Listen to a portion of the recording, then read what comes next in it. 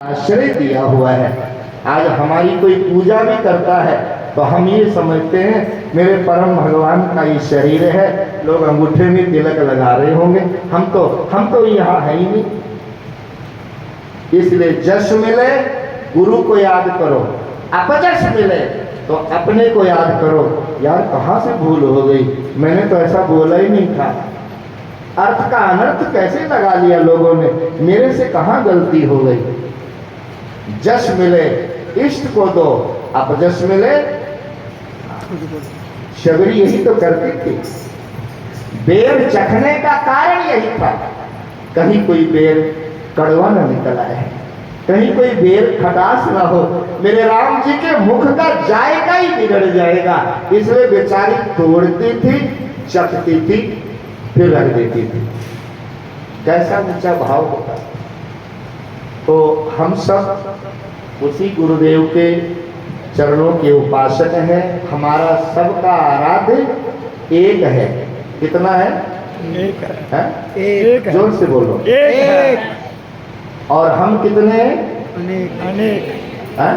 अनेक अनेक हैं, लेकिन एक पिता एकस के हम बाबा नानक कहते हैं। तुम अनेक हो जाओ कोई बात नहीं, लेकिन इतना मत भूलना कि तुमको पैदा करने वाला तुम्हारा बाप अनेक नहीं हो सकता, वो तो एक है।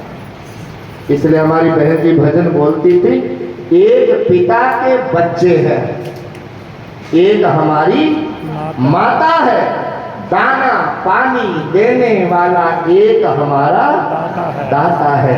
फिर बहन जी हम लड़ते क्यों हैं? कोई साधु से ईर्ष्या करता है, कोई भंडारी से जलन करता है, कोई प्रसाद बांटने वालों को गाला कर रहा है, कोई पंडित जी को बुरा भला करता है, कोई किससे ईर्ष्या किससे द्वेष।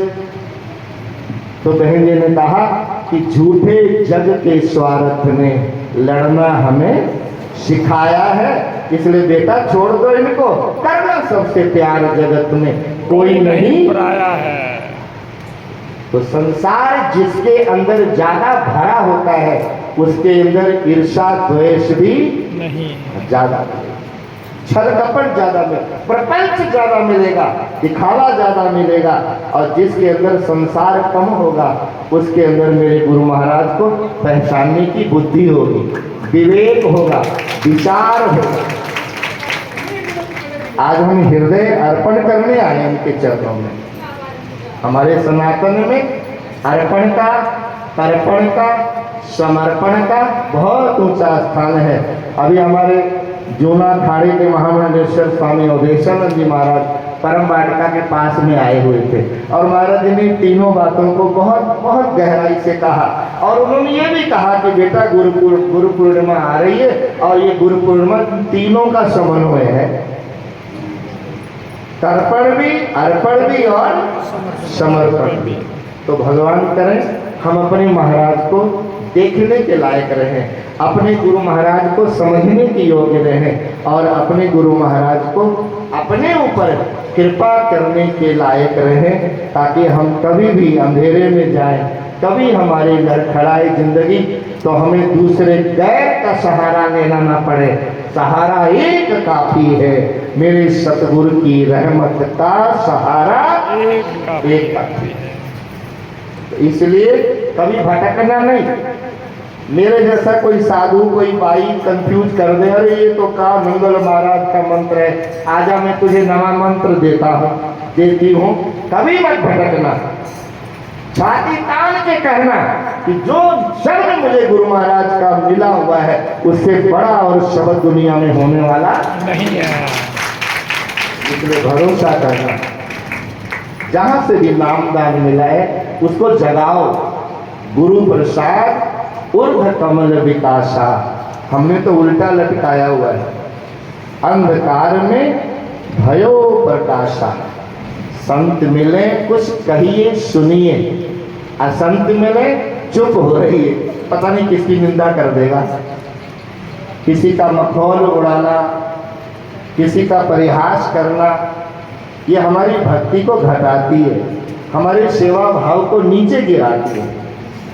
इसलिए समर्पण में रहो, सदगुरु के आश्रय में रहो, आश्रम में रहो। गुरु के घर सेवक जो रहे तो गुरु की आज्ञा मन में सहे। आगे देख लो आगे जो। आप सब लोग देख लो आगे मेरे गुरु महाराज के दरबार में आए, श्री नंगरी निवासी भगवान के चरणों में विराजमान मैं अपनी पूज्य बहन जी को प्रणाम करता हुआ और हमारे दरबार के वयोवृद्ध महात्मा नंगल महाराज के समय से जिनके सिर पर नंगल महाराज का हाथ रहा है, ऐसे बड़े स्वामी जी पूज्य रामेश्वरन जी महाराज जी जो ऊपर यहाँ रहते हैं, दीन दुनिया से उपराम है, केवल नाम का सहारा है, केवल गुरु महाराज की चर्चा, केवल गुरु महाराज की महिमा दिन रात वो पढ़ते। 2 बजे रात को भी नीचे आओ ना तो स्वामी जी कुर्सी पे बैठे पढ़ रहे होते हैं। कभी भी वो ये नहीं पूछेंगे कि औरत बेटी कैसी हो, कहाँ से आए, बच्चे कैसे, कभी भी नहीं, क्योंकि उधर जाने का रास्ता उन्होंने बंद कर दिया। और गुरु महाराज